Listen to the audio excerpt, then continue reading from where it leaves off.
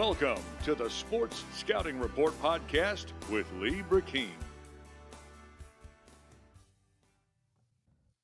Hi, everyone. This is Lee Brecheen with the Sports Scouting Report. Hope everybody's having a great Monday. We're going to have a great show today. It won't be as long as normal, but it'll be really a quality show. Our high school spotlight of the week is going to be New Iberia High School.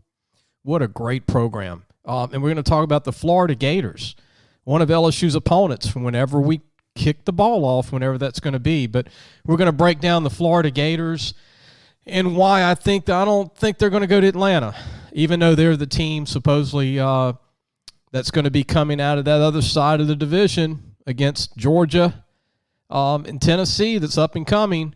But we're going to break the Florida Gators down. I'm going to talk about who they lost, who's coming back, Kyle Trask, the quarterback, the defense they're going to have, and Dan Mullen. We're also going to have NFL notes about Booger McFarland. And finally, we're going to have our final messages will be Tulane. We're going to talk about the Tulane quarterback position. It's actually in the mailbag. We have an individual that's asking us about the Tulane and the quarterback position. When we come back, we're going to go ahead and get back into action. We're going to go ahead and get into the first segment, and that's our high school spotlight of the week, New Iberia High School. New Iberia is known for putting out some phenomenal athletes, all sports. The city of New Iberia is really strong. You know, you got Catholic in New Iberia, you got New Iberia High School, you got Westgate, you've got Highland Baptist, a small private school, a lot of high schools within a 10-mile, 5-mile area radius there, actually 5 miles. Everything's there. But these schools in New Iberia back in the 70s and 80s and 90s, when I started the magazine in 97, I covered Mark Roman, who was a phenomenal running back for New Iberia, had over 2,000 yards his senior year, had one of those phenomenal one-year sensations, 6 foot 180, moves to LSU as a signee and moves to DB, becomes an all-SEC DB, and plays in the NFL. Corey Raymond went to New Iberia High School, was a great DB at LSU, all-SEC, played for the Giants, played about 7 years in the NFL. Leroy Etienne is a guy that I watched early on in my early 20s, watching Leroy Etienne play at Nebraska. He was an All-American, one of the best linebackers I've ever seen play college football. Went to New Iberia High School. Johnny Hector, right at the beginning of me getting in the business, went to Texas A&M, made All-American, was in the running for the Heisman one year, and didn't go to LSU, but had a phenomenal career at A&M. And one of the greatest players to ever come out of New Iberia High School. You got Jordy Joseph, who was a quarterback, was a great high school quarterback at New Iberia, and ended up going to Tulane and getting an academic scholarship. Now he's on the Tulane football staff. And then you have Kerry Joseph, who was a phenomenal quarterback at New Iberia, played close to 20 years professionally, most of those in the Canadian Football League. And Kerry Joseph is now also a college coach. And then you look at Verge Osbury, who's the assistant athletic director at LSU, walked on to LSU, became a scholarship player, phenomenal student, the ultimate student athlete. His dad was a principal growing up, and Verge has got kids right now at University High in Baton Rouge that are football players. Those are just to name some of the great players. There's been so many come out of New Iberia High School, which is our high school spotlight of the week. And this year's team is coached by Kurt Ware. This will be his second year. Kurt spent 14 years at Rain High School, did a really good job at Rain. And, they're known for running the wing T. And to run the wing T, you've got to have some very good athletes. And Rain, I don't think, has the talent that even New Iberia has, and he maximized the talent at Rain. And I thought Kurt did a great job at Rain. Had a lot of seasons in the playoffs, took them to the playoffs, never had a lot of depth, never had a lot of talent, but always had some good players, and the wing T was run to perfection. This will be the second year that Kurt Ware is the head coach at New Iberia. I think the wing T is going to be run really a lot better since the kids know how to run the offense. They last year was their first year. It's not easy to learn. And when you implement a new offense like that, it takes some time. And New Iberia, and I know my listeners would agree, if you're going to run the wing tee at a public school around Lafayette, New Iberia is one of those schools. They've got the players. They've got the players that you can move to quarterback and running back and be very dangerous. And once Kurt Ware gets this thing going, like he did at Rain, then you're going to be able to pull all the great players in the school to come out and play. And I think it'll just really do some great things for the future. And I think that's a great offense for them to run because they have the athletes. Prior to Kurt Ware, I do have to give a shout out to Rick Hudson, who was there for close to 20 years and did a great job. Rick did a great job with New Iberia High School as the head football coach. Rick's now the coach at Highland Baptist in New Iberia. A lot of people don't realize that. He's got a young team, and he's going to do good things at Highland Baptist. At the beginning of the school at Highland Baptist, it was coached by Artie Liuza. Artie started out as one of the first coaches. Highland Baptist is not an old school. It's a new school, relatively new. And, just famous people from New Iberia. The late governor, Kathleen Blanco, is a New Iberia native. The famous Blue Dog, George Rodriguez, is from New Iberia. And I can go on and on. So many famous people that went to USL or went to LSU or went to McNeese or Tulane or Louisiana Tech. But most of the people that live in New Iberia will go to McNeese, LSU, or Tulane. Those are some of the, and ULL. ULL has the majority probably of those kids coming up go to ULL in Lafayette. We're going to go ahead and take a break, and when we come back, we're going to talk some Florida Gator football because I think fans out there want to know how good is Florida going to be in 2020. I'm going to break it down. We're going to break down what they have coming back, what they've lost, and how good can Kyle Trask be as a senior quarterback, fifth-year senior. We'll be right back. Like what you hear? Well, make sure to check out our website, lafootballmagazine.com, for all the latest recruiting information statewide. This week, we catch up with Mandeville offensive guard Mackie Mallow, Jennings defensive tackle Keenan Landry, and Thibodeau quarterback Luke Alamo. So if you want to get your recruiting fix around the state of Louisiana, go to lafootballmagazine.com today. Welcome back, Lee Brecheen, the Sports Scouting Report. We just talked about New Iberia High School as our high school spotlight of the week. We're going to talk about the Florida Gators football team. I know there's a lot of LSU fans out there that, you'll see Florida in the preseason top 10 by most polls, maybe even higher. And if there was one team last year that gave LSU a battle and was leading LSU for most of the game, was Florida. Auburn was a pretty tight game. Other than that, in Texas. But other than that, LSU really didn't have under a 10-point lead in any of these other games and never trailed except in the Florida game they trailed at home. And honestly, I got to tell you, I was very shocked with Kyle Trask, how good he played in Tiger Stadium, how calm and poised he was, never playing much before last year. Kind of thrown in the position because they didn't have anybody better. Franks got hurt. Felipe Franks was hurt for the year, so the job went to Trask. And, you're thinking, he's coming to Tiger Stadium, it's going to be a blowout, right? But, you can never – Florida's one of those programs like LSU. Even when they're down, it's hard to blow them off the field. I mean, they just have great athletes, and they've got really good linemen on the OD line. And it's really hard to separate and blow Florida off the field. It's kind of like Alabama.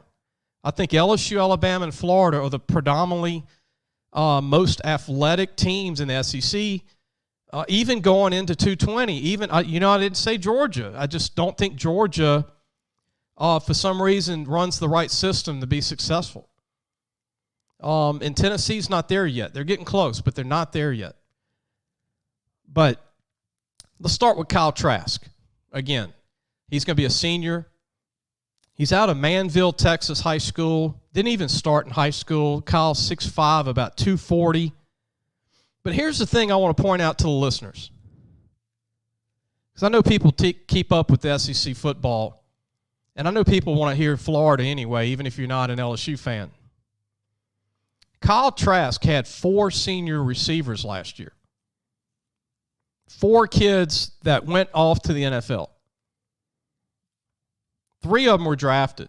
Josh Hammond, Van Jefferson, and Freddie Swan. All those guys were over 6 foot tall. They were all over 200 pounds. They could all run. They all had good hands. And they gave LSU fits. And the point I'm going to make is Kyle doesn't have those receivers back with the experience that he started with last year.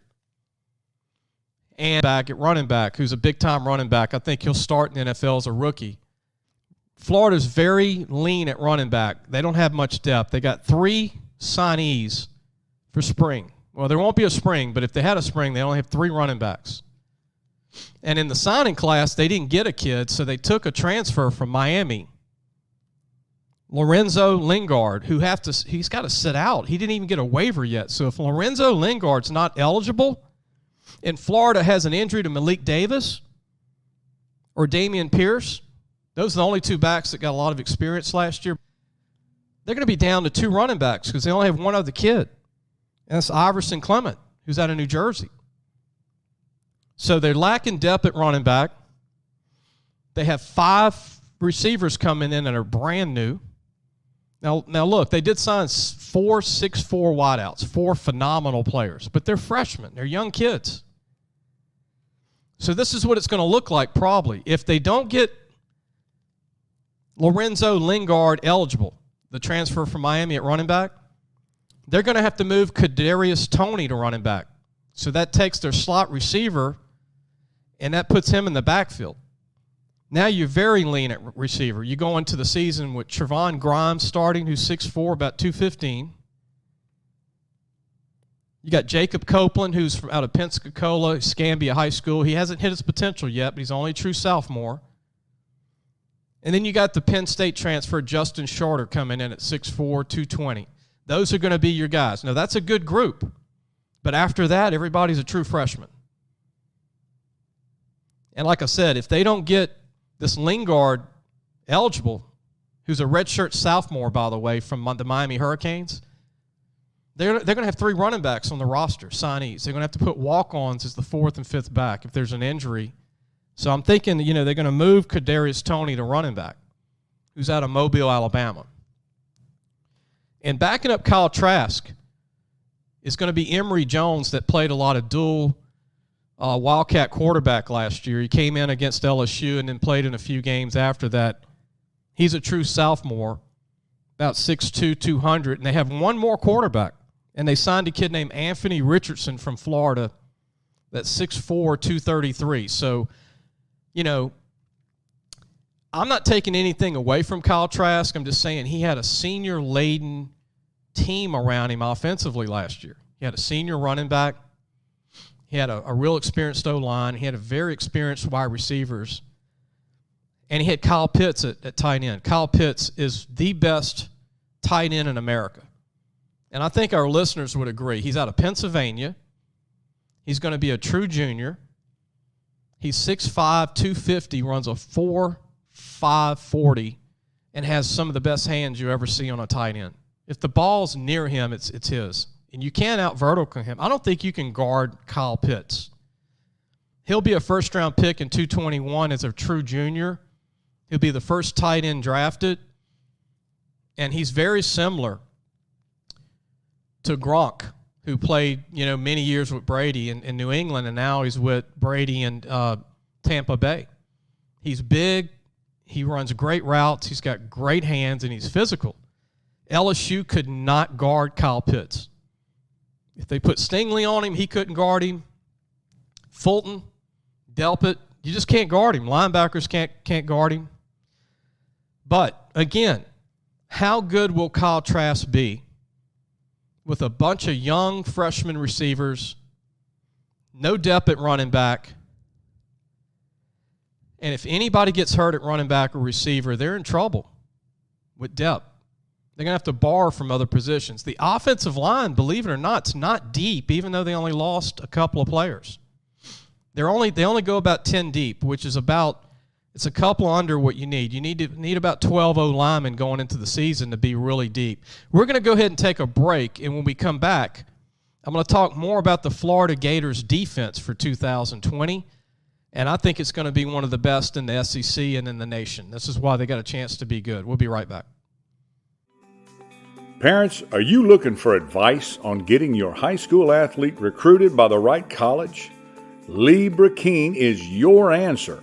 Lee has been doing it for over 30 years. He knows the ropes, and more importantly, he knows the people. Lee offers turnkey service from evaluation, creating highlight tapes in the correct format, and complete guidelines for effective communication with the schools. No matter the sport, girl or boy, no matter what grade your child is in, let Lee Brecheen help match your child to the right college fit. Go to our website, lafootballmagazine.com, and get connected today. Welcome back. Lee Brecheen, the Sports Scouting Report. We're talking about the Florida Gators, who is going to be really, ranked high in preseason because they had such a great year last year with Kyle Trask, who's back. And they have a lot of people back overall, but they do have holes.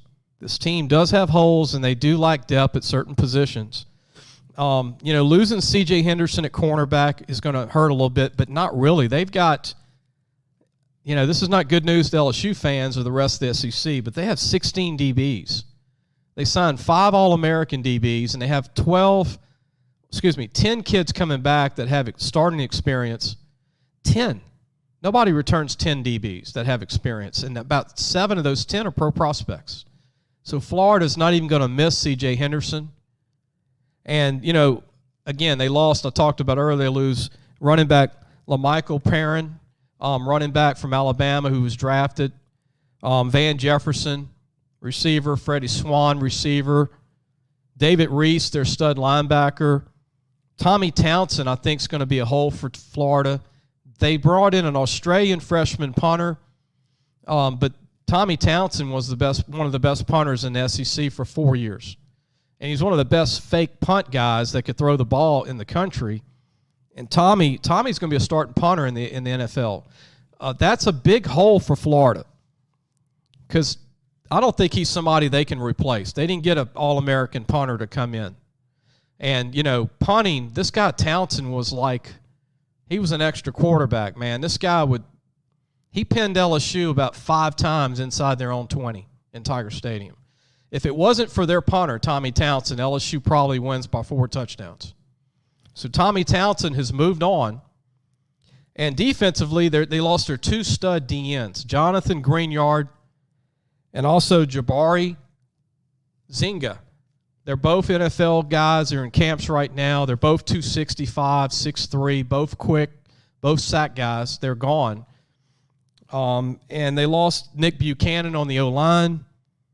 Adam Schuler, D lineman, defensive end. They lost Luke Ankerman. But look, their defensive line's going to be good. They don't have a proven sack guy right off the bat, but their D-line goes 16 deep, counting the true freshmen.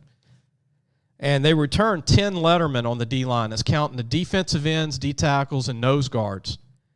But Florida has 10 pro prospect D-linemen coming back with experience. And they signed 6 players, D-ends, D-tackles this year, and all of them are big time. Actually, I think it's going to be hard for Jalen Lee from Live Oak, Louisiana to get on the field because all the kids they've signed that are even better than him coming in are going to get the extra minutes. They got an All-American D-tackle coming in named Lamar Goody from Connecticut, 6'2", 290. They've got the Player of the Year D-tackle out of Florida, Dexter Gervon, who's 6'6", 300, runs a 4.8. He's going to play right away at D-tackle, D-end. They went to Texas and got Princely Mcmillan, who's 6'4", 282. And they got Johnny Brown out of Florida, an All-American D-lineman, and also Antoine Powell, an All-American defensive end out of Florida. But they returned Tredaryl Slayton, who's 6'5", 370 at nose guard. Going to be a big-time nose guard in the NFL. Kyrese Campbell, who's another pro prospect senior. Kalen Humphreys out of Georgia, another big-time NFL guy, 6'4", 300. Zachary Carter, DN, 6'4", 270, can run. Marlon Dunlap, a senior, 6'3", 290. Chris Bogle, who LSU tried to sign a couple of years ago, 6'6", 230, runs a 4.5 DN. Elijah Conliffe out of Virginia, he's a senior, 6'4", 305 pounds.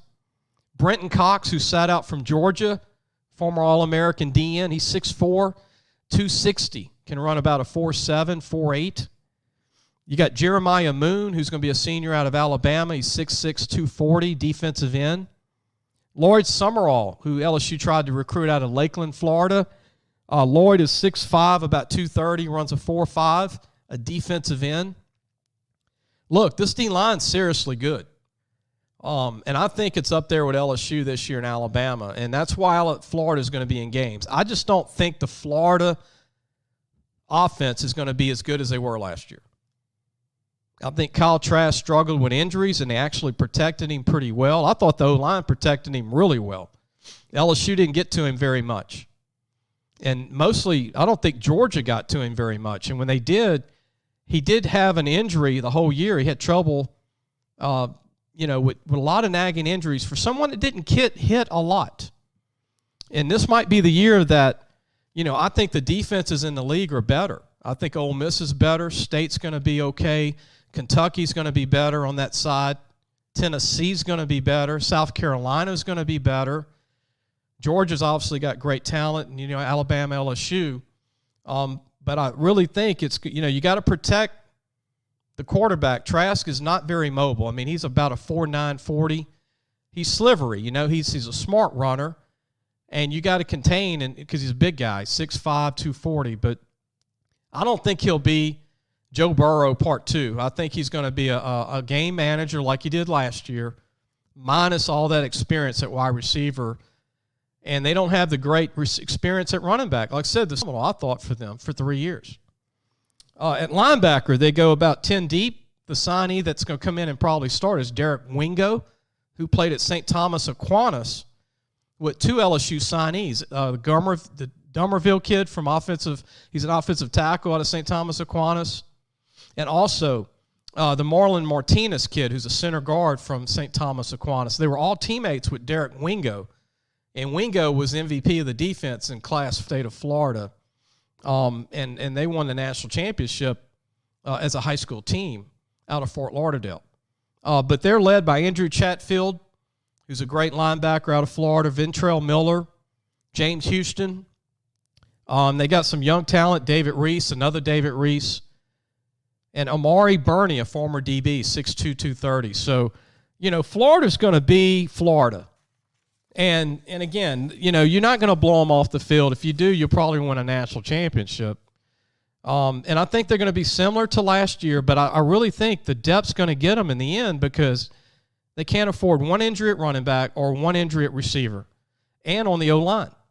All their depth is on defense. All their depth is at D-line, linebacker, and DB, and they don't have the punting that they had last year. They got a kid coming in from Australia. They don't always pan out. I mean, LSU's had 3 of them. Brad Wing was the only Australian punter that I thought was an All-American. The other 2 really didn't have great careers. So Tommy Townsend, to me, is the reason Florida stayed in the game with LSU. He was on his 1-yard line twice and pinned LSU back to their 20 and 5 times inside the 20 in the game. In several games, he did that to keep them in the game, even against Georgia. So punters are really important for field position. LSU has Von Rosenberg back, which is going to help them a lot. And his experience you just can't replace, too. This is his 4th year to start at punter, even though he's 30 years old. And I'm glad he's back because he's 6'5", 240, and he's like Tommy Townsend. He's reliable. We're going to take a break. When we come back, we're going to have our NFL notes when we come right back. Like what you hear? Well, make sure to check out our website, lafootballmagazine.com, for all the latest recruiting information statewide. This week, we catch up with Mandeville offensive guard Mcmillan, Jennings defensive tackle Keenan Landry, and Thibodeau quarterback Luke Alamo. So if you want to get your recruiting fix around the state of Louisiana, go to lafootballmagazine.com today. Welcome back. Hope you're loving the show and listening to the show. Be sure to download a show. If you're a fan of the show and you love the show, please download a show, any show, because that helps us with stats. And for whatever reason, we could have 25,000 listeners, but they go off the downloads. So if you download a show, you're helping us grow, and that'll help us. And thank you if you've already done that. Thank you very much. Before we go to NFL notes, I want to mention Florida Gators. They have a DB from McDonough 35 in New Orleans, Brad Stewart, who's going to be a junior, redshirt junior, pro prospect. He's a nickel guy, more I think of a strong safety now, can play corner, but he's more of a nickel corner, 6 foot, about 205. He will return this year and be a starter for Florida, again, either as the nickel in a 5 DB package, or he'll be a strong safety or one of the corners when they go to 4 or 5 wide on the opposing team. So we're going to go ahead and go to our NFL notes and talk about Booger McFarland. People don't call him Anthony McFarland anymore, but I knew him when he was just Anthony McFarland from Winsboro High School, which is now called Franklin Parish, which is the outskirts of Monroe. And you go through Winsboro. It's a great town, a lot of tradition. I remember going to Winsboro and talking to Anthony Booger McFarland when he was in high school. And I want to share a story with everyone that when Booger was being recruited his senior year, I remember talking to his D-line coach at the high school at the time at Winsboro, and coach was saying, man, nobody's offering him. And I'm like, Coach, why? He's like, well, no one's seen him play, and they just think he's too short. But if you ever met Booger, and I did. I met him in person besides seeing him play. I was at LSU, and I was in town just to go to a spring practice. And I was going to the building to give some recruiting information at the time, Curling Hallman. And I was leaving some information, the old LSU coach's office by Tiger Stadium. And I was getting in an elevator, and Booger McFarland comes in the elevator with his coach. And when you meet the guy, I mean, his head's about 100 pounds, and he's got these big hands. And Booger was so into football. When you just talked to him when he was 16 years old, you could just tell this kid was special. Now he's an adult, but you could just tell back then that this guy is special. You can watch the tape. But when you meet him, like I did when he was a teenager, you could just tell this kid is mature beyond his years. And Booger used to work hard, and actually I've heard stories where he would chop wood for a neighbor before school to make side money. And then he would go to school from chopping wood at 5, 6 in the morning and catch the bus and go to school. And Booger was into football big time. I remember having conversations with Booger when he was at LSU about how he wanted to be a commentator one day. And Booger, if you hear this, I still think North Louisiana and South Louisiana are equal on talent, but we used to always talk about who produced the best recruits, and he was like, well, North Louisiana. Well, then I remember Byron Dawson hearing it, and Byron was like, Evangel. And I remember Muskegon Barnes from Moss Point, Mississippi. They were all three with me this was a different time, and they all were talking about who had the best teams. And Moss Point back then was pretty great. And we're talking about West Monroe and Evangel. And in his school, Winsboro and North Louisiana. But Booger, I'm proud of you. I'm bringing it up because he's no longer going to be the Monday Night Football guy on the sidelines, but I'm just happy he's become a star, and he's going to be great for college football still. Booger, Anthony McFarland's not going to be hurting for work. I mean, he's in, And I remember meeting him when he was a teenager. Like I said, I watched him play. He was 6 foot tall, 330 pounds, and could run a 4.8, 4.9, and he gave it his all. And if you remember him play at LSU, playing nose guard, he would make tackles sideline to sideline. He gave you everything he had, and that's what he's like today. He's a great person, and I'm happy for him, and I'm glad to say I met him when he was a teenager and playing football, covering him. And, he was unique. You can't get caught up into these height and weights on all these kids. because Booger was a huge guy. But all they saw was 6 foot tall, and LSU got on him really late and signed him, and the rest is history. He ends up being one of the best nose guards to ever play at LSU, I think, outside of Henry Thomas and the two that are at LSU now, Syka and also Tyler Shelvin. I mean, those are, Booger's one of the best ever to play technique at nose guard, and he could play any position. And he's got a Super Bowl ring with the Buccaneers and the Colts. Well, he played in the Super Bowl with the Colts and the Buccaneers. They won it with the Buccaneers. But we're going to go ahead and take a break. When we come back, we're going to have our last segment. We're going to talk the mailbag. We'll be right back. Have some Tulane talk. Parents, are you looking for advice on getting your high school athlete recruited by the right college? Lee Brecheen is your answer. Lee has been doing it for over 30 years. He knows the ropes, and more importantly, he knows the people.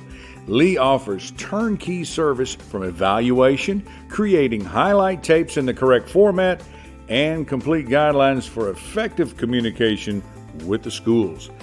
No matter the sport, girl or boy, no matter what grade your child is in, let Lee Brecheen help match your child to the right college fit. Go to our website, lafootballmagazine.com, and get connected today.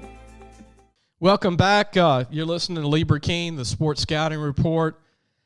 Just want to tell you, I hope everybody's having a great Monday. I want to wish the best to anybody in the medical profession. Thank you for your time. Thank you for your efforts, saving lives and out there with getting no sleep and just being, just want to thank you. And all the families, praying for everyone, and I just hope everything get back to normal pretty soon, which they will. And we'll have football at some point and get our sports back. And I think it's so important to people, community-wise, to interact and be around their friends and their family. And there's nothing like sports in Louisiana or anywhere, in the country. It's like this mostly. I know I can speak for the South and Southeast, and I'm sure the West Coast, Atlantic Coast, East Coast, but in the South, football's really up there, There's God, there's family, then there's sports. And some people don't have it in that order. We're going to go ahead and go to our mailbag. And our mailbag, we got one question today, but I think it's a good question. And it's Sam from Metairie. Sam wants to know, who's going to be the new quarterback for Tulane? Who's going to replace Justin Milliken, who transferred from LSU and had 2 really good years for Tulane? Well, Sam, going into spring, I think Tulane was trying to figure that out. They were trying to get a transfer, and the player they were trying to get wasn't allowed into the college from Texas Tech, and he was their guy. So now they brought a kid in from Boca Raton, Florida, who actually was going to be in for spring, Michael Pratt, who's 6'2", 200 pounds, good-looking freshman. He was going to go through spring. You return Keon Howard, who transferred from Southern Miss, who's going to be a senior, actually started for 2 years at Southern Miss. And then you got Justin Ibieta, who's coming in from Country Day, who I think is phenomenal. So it's going to be a three-guy race unless they bring in a grad transfer. And I think Tulane's still trying to get the right quarterback to campus, but time's running out. I mean, we're about done with spring. We're heading into summer. And so, you might be looking at, Michael Pratt, true freshman out of Boca Raton, competing with Keon Howard, the senior from Southern Miss, and then Justin Ibieta, who they wanted to redshirt, might be involved. He might be one that could come in and win the job. But truly, I think they would love to go with Keon Howard, who's a senior, who's got a cannon arm. I actually watched him at Southern Miss and was really high on his arm. The only thing is, Keon is not the dual threat they like in this offense. And so where he's good with his arm and he has all the experience, Keon's not very mobile. And I saw that in practice, watching Tulane practice last year. Great player. And I thought his arm was better than Mcmillan's. And I saw him play at Southern Miss. But, if I'm Tulane, I'm thinking they're going to go with Keon Howard. He's going to be a fifth-year guy that's got a whole couple of years starting in D1 ball. And, if some reason Keon Howard's not effective and they don't get a D1 transfer that can play right away, then it's going to come down to Michael Pratt from Boca Raton, true freshman, and Justin Ibieta from Country Day. And you would like to redshirt those two kids. And look, both of these guys are tremendous talent-wise. Tremendous. Both of these kids can't start for you for 4 years, but they're both tremendous. So you don't want to put a true freshman quarterback out there. I don't care if it's the SEC, the Sun Belt, the Big Ten, the Pac-12. It's just not something you want to do. But if it happens, I'm putting my money on Justin Ibieta if they got to play a true freshman. He's 6'5", 240, runs a 4.8, cannon arm. Reminds me of Ben Roethlisberger, who's with the Steelers. Remember when Ben went Miami of Ohio College and nobody really knew who he was? And they played LSU in Tiger Stadium. LSU beat them, but everybody's like, who's this big guy? He's good. Don't judge a talent by where they play college ball. So Justin Ibieta, I'll watch play at least 8 times. I would possibly as many as 9 or 10 times I've seen him play. He is a phenomenal talent from a small school. And he didn't have all the great receivers to work with, which is scary. He put up over 10,000 yards passing, over 100 touchdowns, ran for 30 touchdowns. It's a big guy. But he's one of them guys that's deceptively fast, meaning you don't think he can run, but, man, when he takes off, nobody wants to hit him. And he leans like a running back, and he knows when to get down, and he can move. I mean, he looks faster than his 40 time. I call that football speed. So Justin Ibieta might have to go, but let's just hope Keon Howard, the senior, can take the job and do great. And you might hear in 2 months or a month from now, because time's running out, Tulane might get a D1 transfer, but it's got to be a guy that's graduate transfer that's eligible right away. And you just can't take just anybody. It's got to be somebody can help you. Justin Mcmillan was a lottery pick for them when he came out of LSU because it was right down the street. It was an hour away. A guy had 2 years left, had his degree, could play right away. So Tulane's got to find that guy. It's going to be interesting because the team is super talented. They're going to have a heck of a D-line and defensive backfield. They're going to have another really good running game. And another good O-line. Their O-line's going to be better, and they got really good receivers. Even though they graduated a couple of good receivers, they've recruited well at the skill positions. But we hope you enjoyed the show today, and I hope everybody had a great Mother's Day on Sunday. And everybody stay strong. Again, God bless everybody. God bless America and Louisiana. And be sure to download one of our shows. If you have any questions, please email us, lafootballmagazine.com. And look, if you want to pre-order one of our magazines that we're working on right now, 2020, if you want to know more about New Iberia or any of the schools we've talked about, the rest of that information is going to be in our preview magazine. More about the kids, more about the talent, more about their heights and weights, who's coming back. Very detailed. We're going to have our all-Louisiana teams. And that's going to be in the preview magazine for 2020. You can pre-order it this Monday. The site will be launched late Monday night. So be sure to go on the site and make orders. You can pre-order. All 310 high schools are going to be covered, and all 12 colleges. And then, again, we got our all-Louisiana team. And we got I've got a special article. I don't want to give it away yet, but we've got a special article about the past 30 years of Louisiana football that I came up with from kids I've seen play. I don't want to tell you the name of it, but I think you're going to love it when it comes out in the magazine. When the magazine comes out, it's going to be late August, early September. It's usually late July, but because of the coronavirus, it's going to be late August, early September.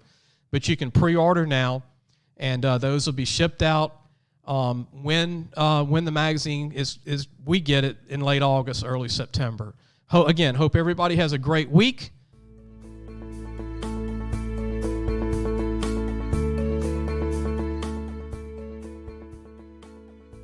Thanks for listening to the Sports Scouting Report podcast with Lee Brecheen.